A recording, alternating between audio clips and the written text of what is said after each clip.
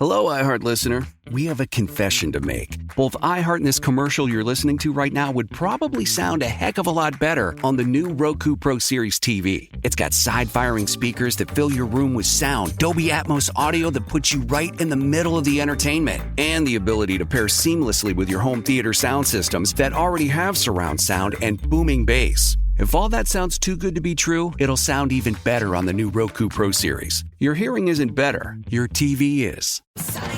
The Philadelphia Eagles are Super Bowl champions. It's over! Fly, Eagles, fly! Celebrate the big win with the official licensed Super Bowl champions gear. Available now at NFLshop.com. The Eagles win it! Super Bowl 59! From jerseys to hats to must-have collectibles, we've got everything you need to rep your team with pride. Don't wait. These styles won't last. Shop now at NFLshop.com and gear up like a champion. Looking for excitement? Chumba Casino is here. Play anytime, play anywhere. Play on the train, play at the store, play at home, play when you're bored. Play today for your chance to win and get daily bonuses when you log in. So what are you waiting for? Don't delay. Chumba Casino is free to play. Experience social gameplay like never before. Go to Chumba Casino right now to play hundreds of games, including online slots, bingo, Slingo, and more. Live the Chumba life at ChumbaCasino.com. No purchase necessary. VGW Group. Void where prohibited by law. 21 plus. Terms and conditions apply. Yes.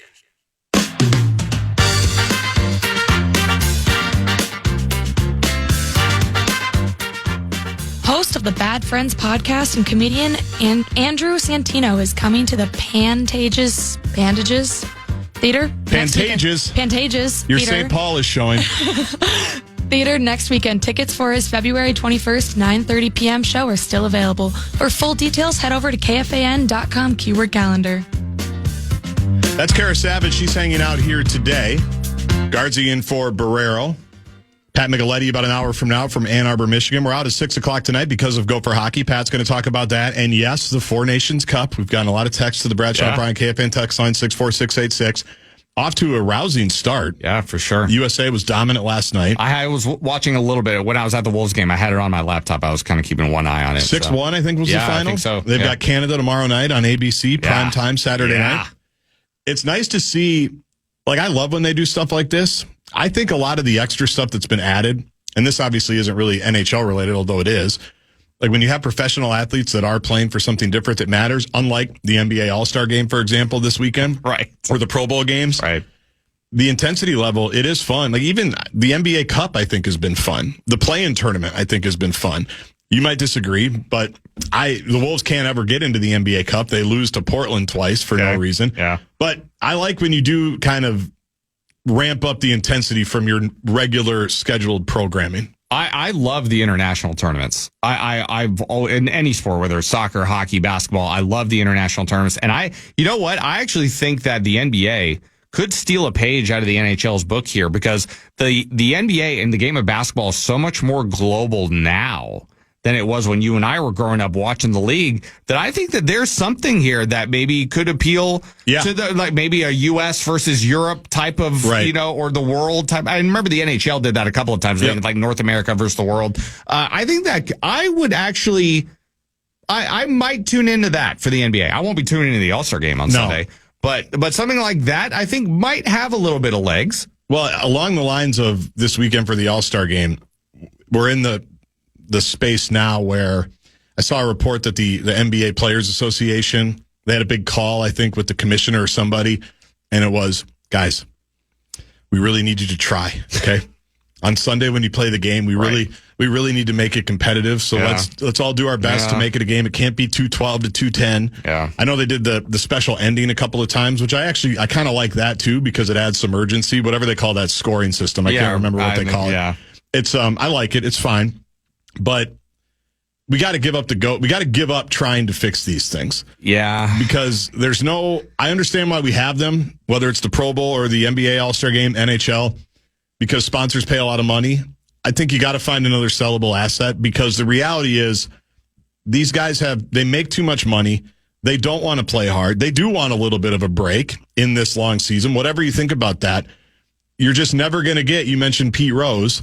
in Vegas. You're never going to get Pete Rose running over the catcher for a game-winning run at the Major League Baseball All-Star Game anymore. We're not going to get that anymore. That toothpaste is out of the tube. I think we're spending too much time with 6 ways to fix the NBA All-Star Game. I know. It's just not going to happen, and that's okay. Well, and I don't think anybody has an answer. That, even if there is no answer. If Adam Silver was still sitting right here, he wouldn't have an answer to it either. The thing that I know a lot of people say, well, why don't we just scrap it and just name the guys who are all-stars, kind of like the way you're an all-pro at the end of the season. But I mean, there's a lot of money riding on these cities that are hosting these all-star games too. That's true. That also plays a big role in this as well. And I think it's fun for the host city too. Like if the All-Star game was here, I'd be excited about that, even though I don't care about the game. But I'm excited that the league is celebrating the All-Star weekend in Minneapolis or in whatever city you live in. That's fun. I like that. But as a consumer of the leagues, if I'm not in it, I don't care. The All-Star games mean nothing to me. It was very cool when it was here in 1994, and J.R. Ryder won the dunk contest with the East Bay Funk. Yeah. We had never seen anything like that before. That was very cool. But you're right. I think the only way to fix it is I actually don't mind the Pro Bowl games. I think it's kind of fun. I do a million different. These are the All-Stars. We're going to do the 3-point shooting contest. We're going to do the dunk contest. We're going to do the bit where they run through the obstacle courses, and there might be some WNBA players there.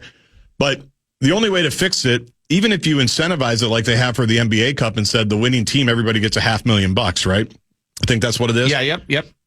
Even if you said, like, what's the amount of money that's going to get these all-stars, who are all, by the way, like minimum making $20 million a year? Oh, at minimum. Minimum, right? Like, there might be one guy on a rookie contract that jumps up and is an all-star. The rest of them are all making like $50 million. Correct. So they're not getting out of bed for... that sounds sick, but there's not a number high enough that I think would get them to care about it. Well, and I'm with you, actually, in terms of, I kind of like the skills competition. The skills competition is unique. It's kind of fun. Yeah. It's fun. It's a different environment. Yeah, at the Pro Bowl and at NBA All-Star Weekend, Saturday is the day for me when you have, the 3-point contest, the dunk contest, even though I know people are constantly wondering, how do you fix the dunk contest? Well, the easiest way to fix that is get your superstars in it. That's right. That's the way to do it. Or people that we've heard of. Yeah, that too. Yes. I don't even know who's in the contest this year. I'm not going to lie. The rookie from the Bulls who I saw, Buzelis, I think he's in it. Outside of that, I have no idea who's in the dunk contest at all.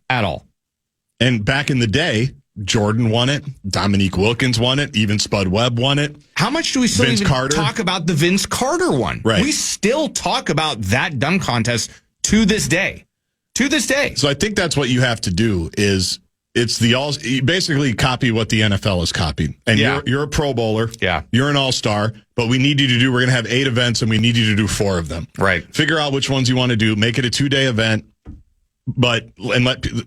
Have all the fan events that you want to have, because it is about the city, and obviously incentive to build the new arena was you would get an all-star game or an all-star weekend. Yes, correct. And that's why they've been popped around so much. But I don't think we need lists anymore of the 6, even though we're giving a list right now.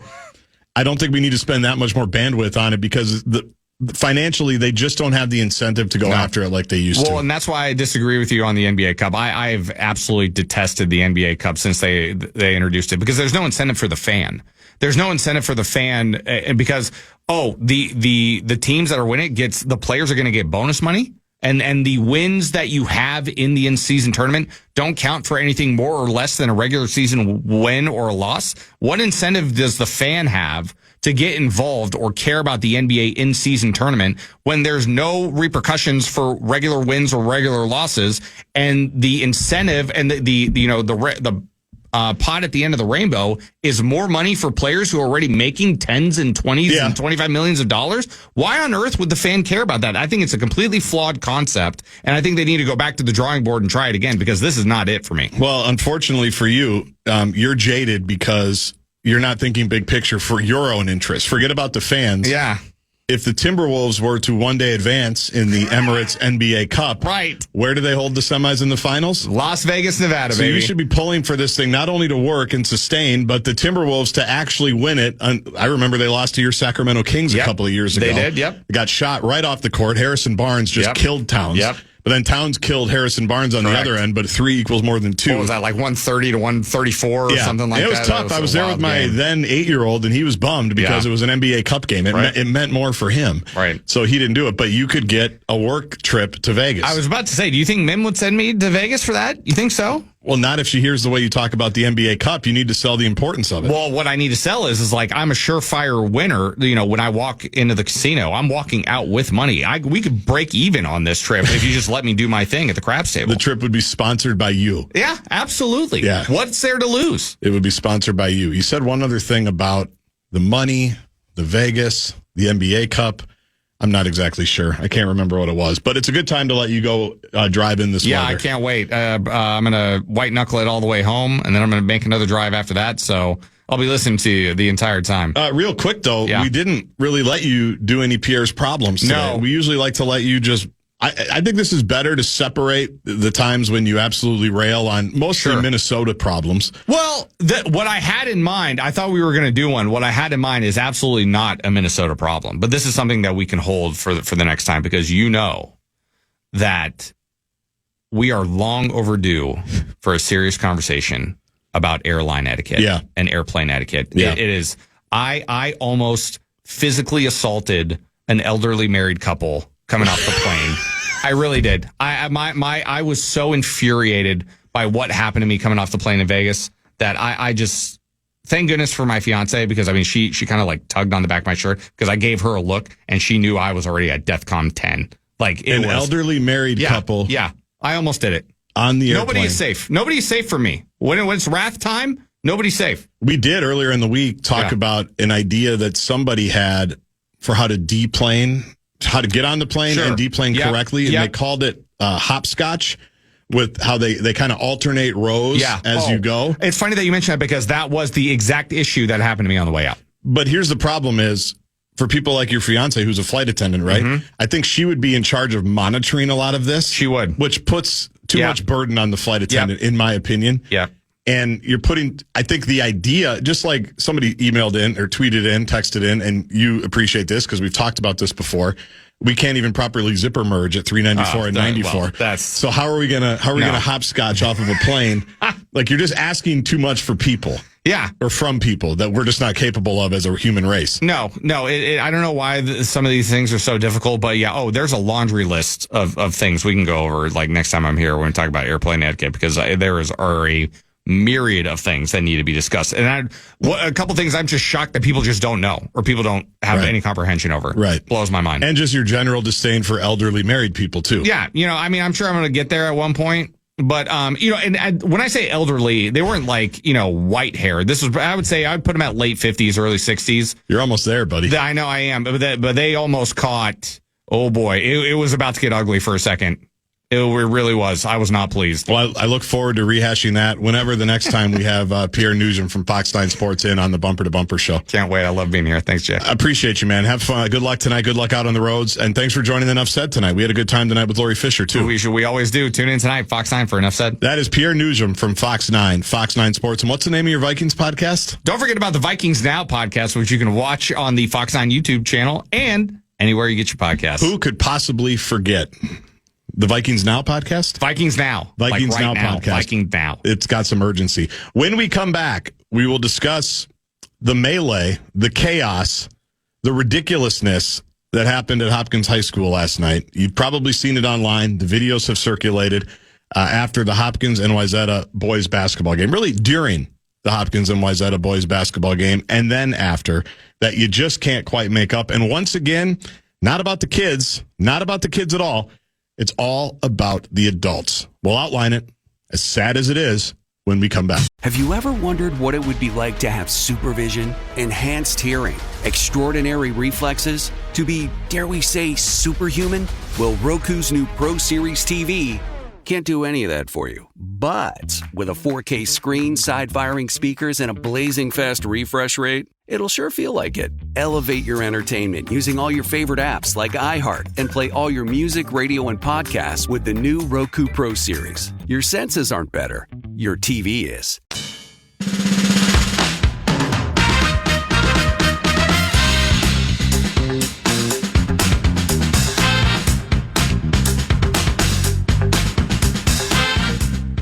Listen up, Minnesota. Comedian Nate Bargatze is bringing a second night of laughs to the XL Energy Center. Don't miss out on the hilarity when he takes the stage on Sunday, July 27th with the Big Dumb Eyes World Tour.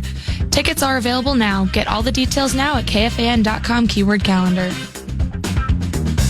Well, you wouldn't know it from outside, but we're getting to the end of the winter sports season on the high school sports scene. And even though my yearbook is not quite as open as Zach Halverson's when it comes to high school sports, to me, there's nothing better than late season rivalry games, section games coming up. I know in girls hockey this week, boys hockey coming up.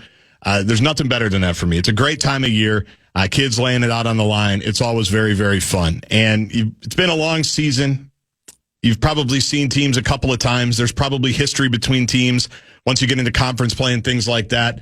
So things get a little testy, things get a little heated. But to me, there's nothing like the packed gym on a Thursday night, in this case last night, or a Friday night tonight, or the packed hockey rinks tomorrow that we'll see throughout the state. To me, there's just nothing better. I love it. I've always loved it. When I was a kid, I loved it. When I was a high school athlete, I loved it. I loved coaching in it. I love watching it.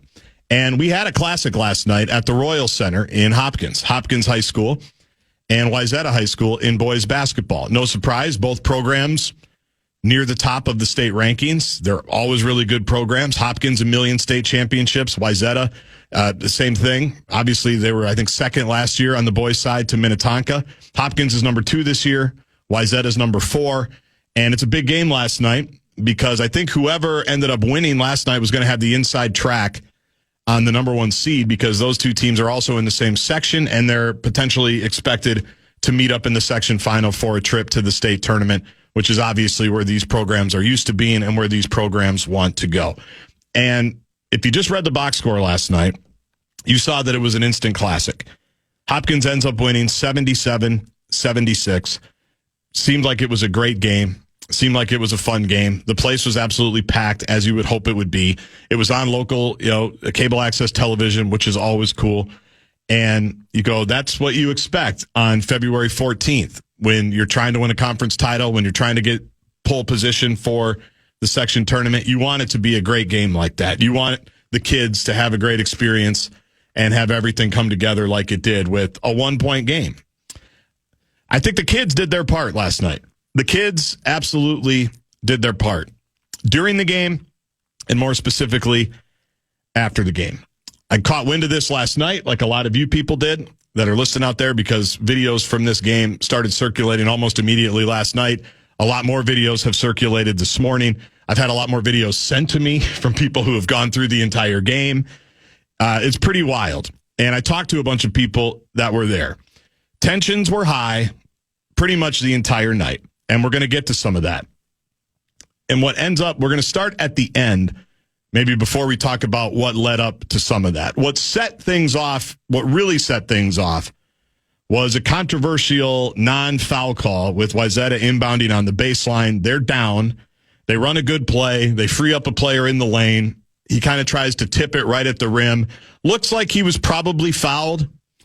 I think it depends on who you're cheering for, if it was a foul or not. If you're asking me, he probably got fouled. It looked pretty clear to me from the replays that I see. But that happens. Officials make mistakes. They miss things. They're obviously human too, the whole bit. It wasn't called. So Hopkins gets the ball. They get fouled. They end up winning the game.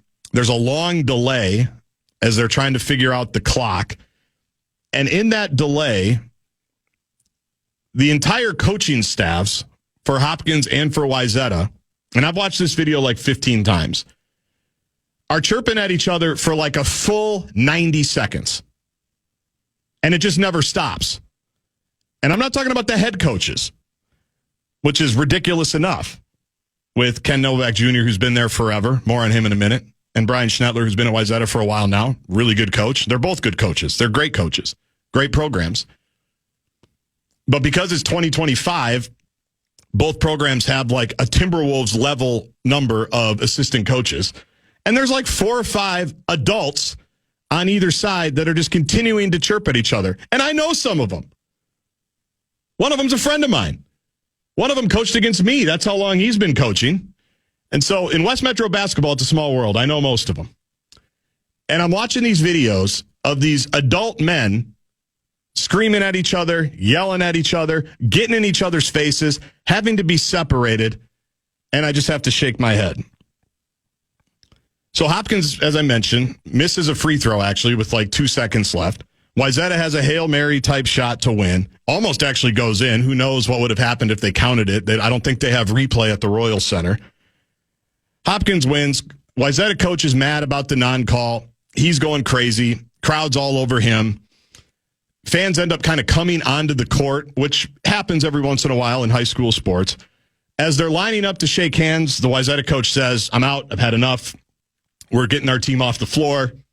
You can see this video. The TV copy of it has a great angle of this. He tells everybody to leave the floor. Hopkins coach starts chirping at him. Hopkins assistant starts chirping at him. And we're talking about like legit, like yelling at each other's face, screaming at each other's face.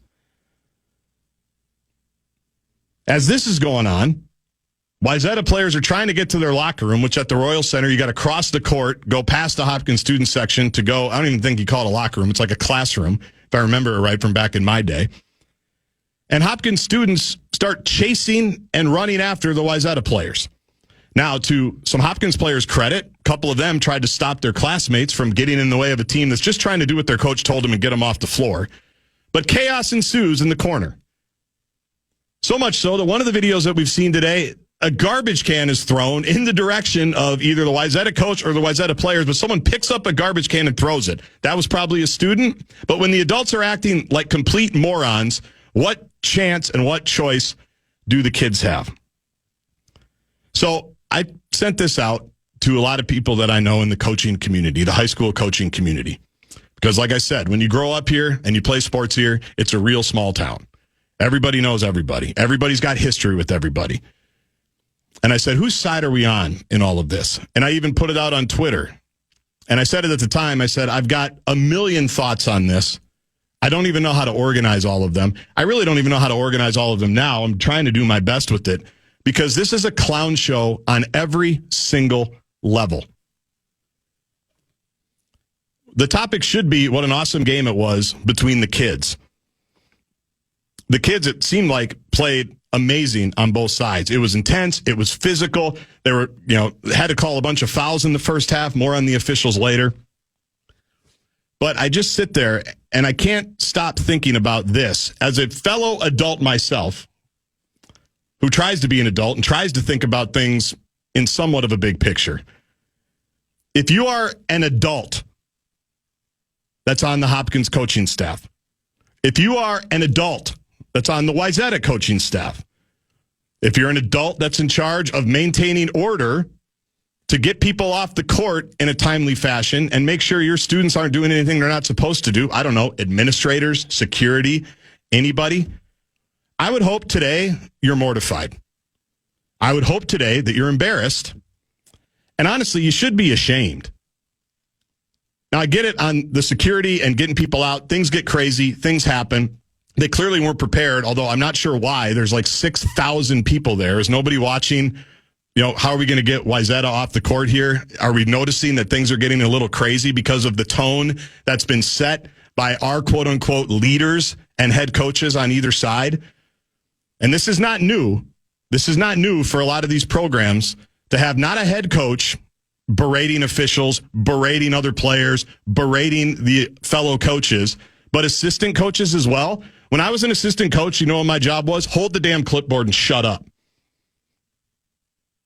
But if you watch the videos, you see it. Assistant coaches on the floor, assistant coaches in the ref's face, assistant coaches yelling at other assistant coaches. Wayzata at some point has some poor guy have to stand in front of the entire lineup of Wayzata coaches basically to make sure one of them doesn't cross the line and the Hopkins coaches don't cross the line. Like, who's in charge? Who's in charge here of a high school athletic event? We get it. It's a big game. We're all happy for the late conference banners. If you'd like to come over and see my scrapbook, I'm happy to show it to you. We all have great memories. I get it. It's important. Section seating's on the line. But does anybody in the gym that has a staff credential for Hopkins or Wayzata look down and go, what message are we sending here? That we're allowing our 40-plus year head coach to just be out on the floor berating officials from literally call one when you watch last night, holding up a game. That we're allowing an assistant coach to swear back and forth. That for Wayzata, we're allowing our head coach to kick a chair, to not shake hands, even depending on what happened.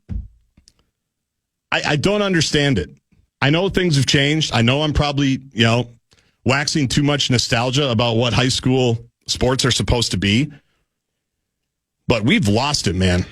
We have absolutely lost it.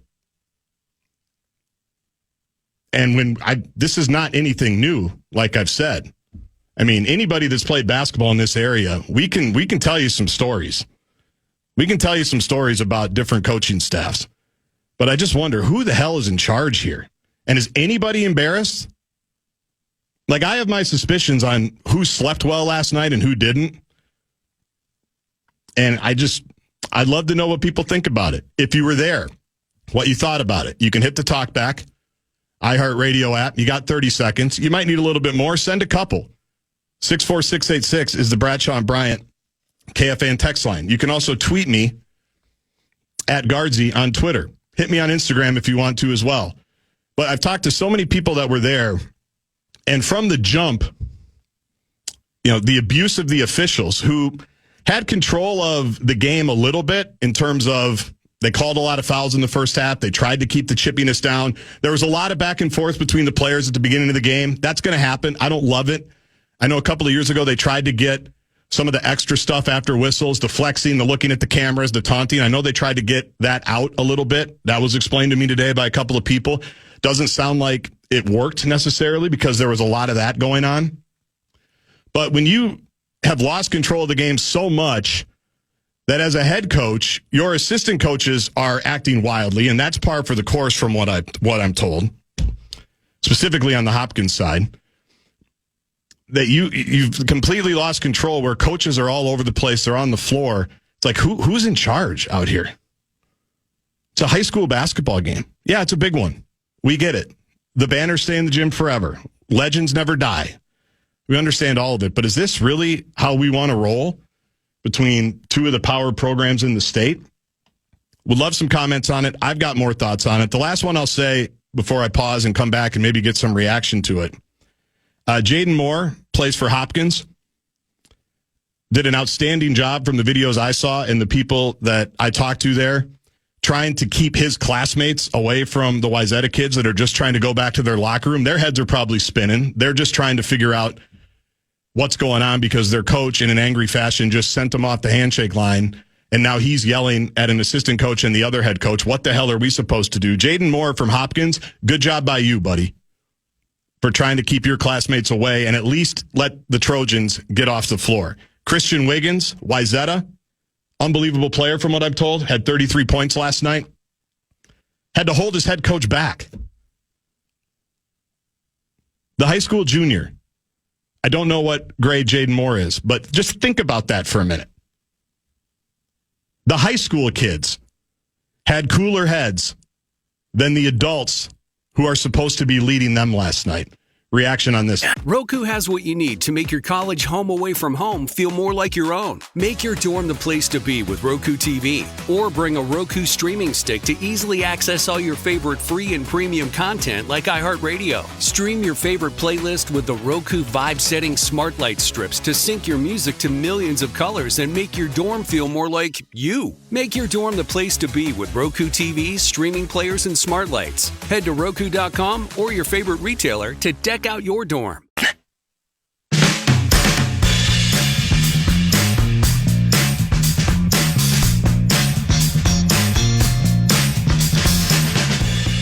Don't miss out. One OK Rock is storming the Armory with their high voltage performance. Be there for an epic night of rock on June 7th with special guests Stand Atlantic. Check out our contest page to see how you can win your way. That's KFAN.com keyword contest to enter today.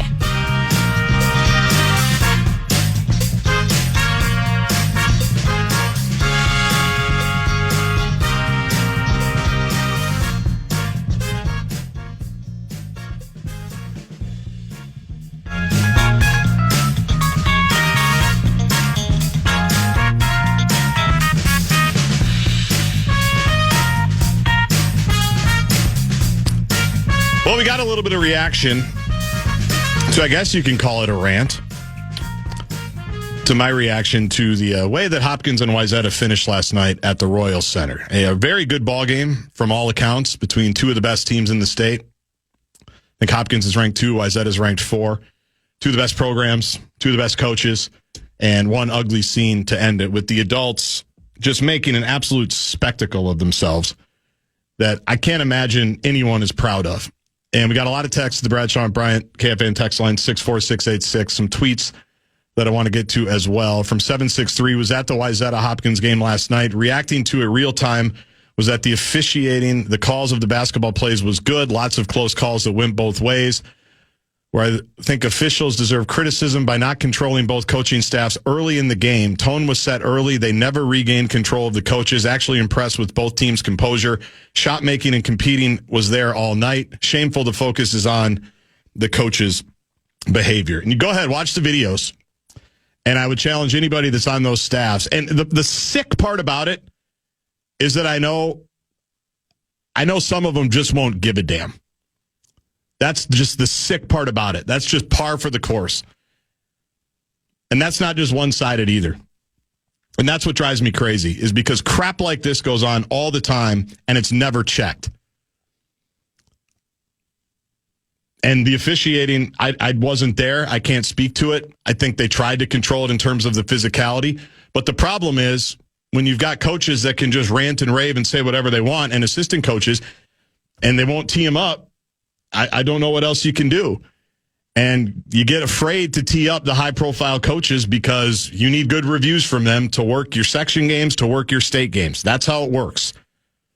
And I learned that when I was in the coaching business 15, 16 years ago.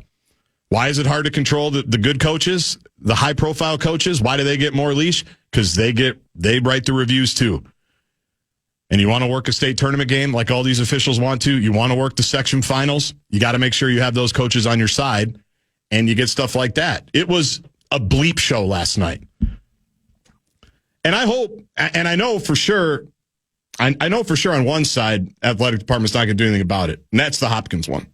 That's just history and facts from 40 years. And that's fine. I don't know Wayzata as well. I would imagine they're probably going to have a conversation to go, we can't have this. As frustrating as it is, you thought you should have got the call. You've got assistant coaches chirping at you. You're going back and forth. It's high intensity. There's history between these two programs because that's what happens when you play each other twice every year. I get all that. I would hope there's conversations at the administrative level that goes, what are we doing, guys? I know we want to beat them, but what are we doing? Wayzata Hopkins have been ramping intensity for years.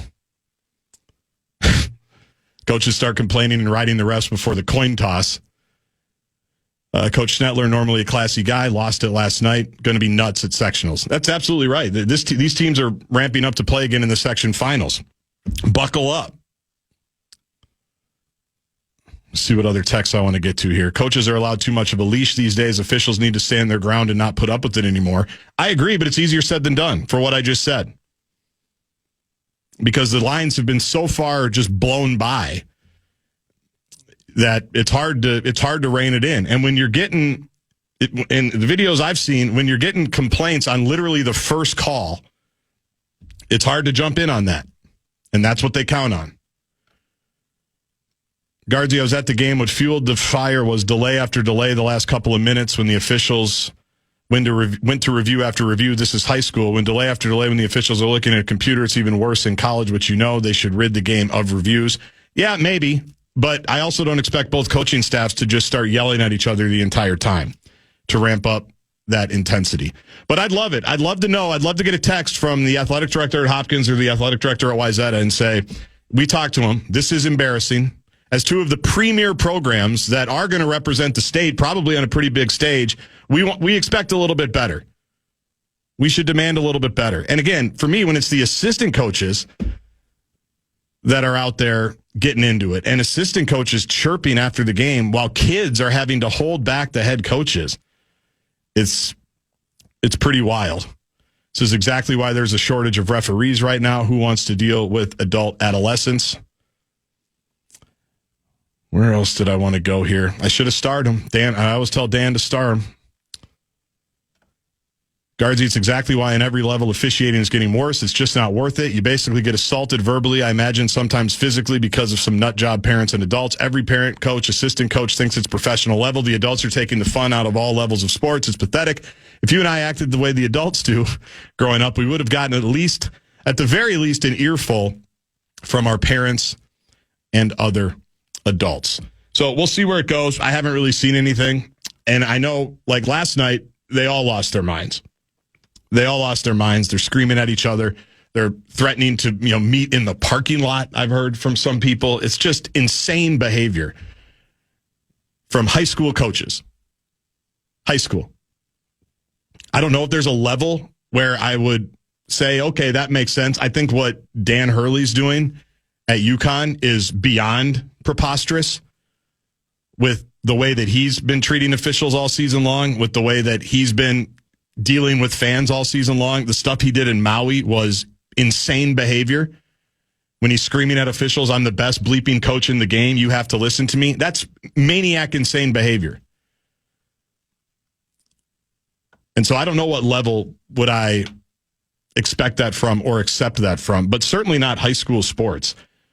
When again, my favorite, why do we love the state high school tournament, the hockey tournament so much? At least for me, what I love about it is you watch the kids that are out there and they're 16, 17, 18 years old, and they're out there performing at their highest level in front of 19,000 people at a packed XL Energy Center on television with all that pressure. They've been waiting their whole life probably to do that. At some of these schools, to make it even to that level is just an insane accomplishment. And if you really do, we do the tweets. We do the bit every year. We sit there and we go, it's Friday night at the X, the 6 o'clock and the 8 o'clock semifinals, and there's 19,000 people that are watching high school kids.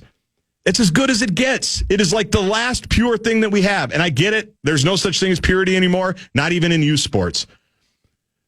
But can we not have like one last vestige of romance when it comes to sports before we make it business like it is at the college level now, before we make it crazy like it is at the professional level now? Like high school and youth, they're like the last little thing that we have.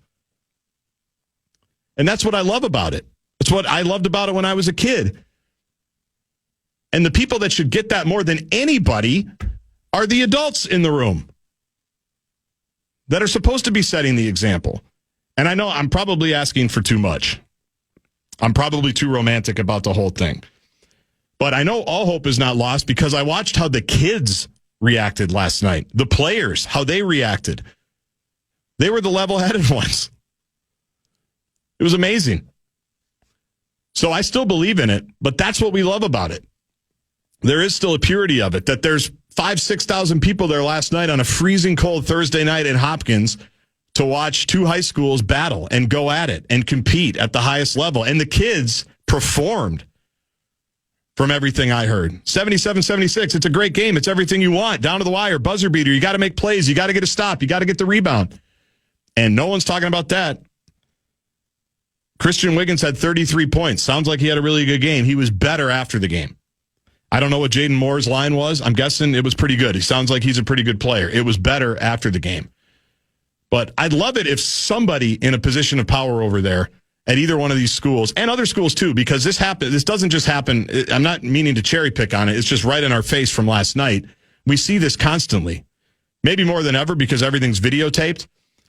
But you'd like to think that there's someone over there that goes, we can't do this. I get it. It's competitive. We want to hang the banner.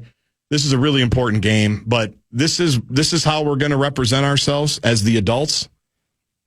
It's tough. It's embarrassing. There's no other way to put it. It's just straight up embarrassing. And I hope there's some conversations that are had internally. Hope that there's the people that were involved in it take a look at it and go, I got to be better than this. We got to be better than this. We got to set an example, because I do believe at high school level, there's still probably room for the setting of the example bit. Keep the text coming. Bradshaw and Bryant, KFAN text line 64686. Want to pivot pretty dramatically and head to Ann Arbor, Michigan, where the Gopher hockey team is taking on the Michigan Wolverines tonight. It's why we're out at 6 o'clock tonight. Pat Micheletti's there. He's on the Gopher Radio Network call. You'll hear him on the Fan starting in about an hour, but I want to talk to him about Gopher hockey. I also want to get into the Four Nations Cup with Pat because it started here the last couple of nights, and so far the reviews are pretty much unanimous. This has been outstanding. It has been super fun, and it's setting up for a pretty epic weekend, which includes the United States taking on Canada tomorrow night. So all of that with Pat Micheletti. Don't forget Lavelle E. Neal III joins at 5. What are you looking for in a new smart TV? 4K picture quality? High quality and immersive sound? A sleek design? All of those are givens, but only the new Roku Pro Series has all of those and the Roku streaming experience, an award-winning OS. Get fast, easy access to all your apps like iHeart, where you can stream all your favorite music, radio, and podcasts all day, and regular all-inclusive trips to Roku City. The new Roku Pro Series, a smart TV built by the streaming pros. The Philadelphia Eagles are Super Bowl champions. It's over! Fly, Eagles, fly! Celebrate the big win with the official licensed Super Bowl champions gear. Available now at NFLshop.com. The Eagles win it! Super Bowl 59! From jerseys to hats to must-have collectibles, we've got everything you need to rep your team with pride. Don't wait. These styles won't last. Shop now at NFLshop.com and gear up like a champion. Step into the world of power, loyalty, and luck. I'm gonna make him an offer he can't refuse. With family, cannolis, and spins mean everything. Now, you wanna get mixed up in the family business. Introducing The Godfather at ChumbaCasino.com. Test your luck in the shadowy world of The Godfather slot. Someday, I will call upon you to do a service for me. Play The Godfather now at ChumbaCasino.com. Welcome to the family.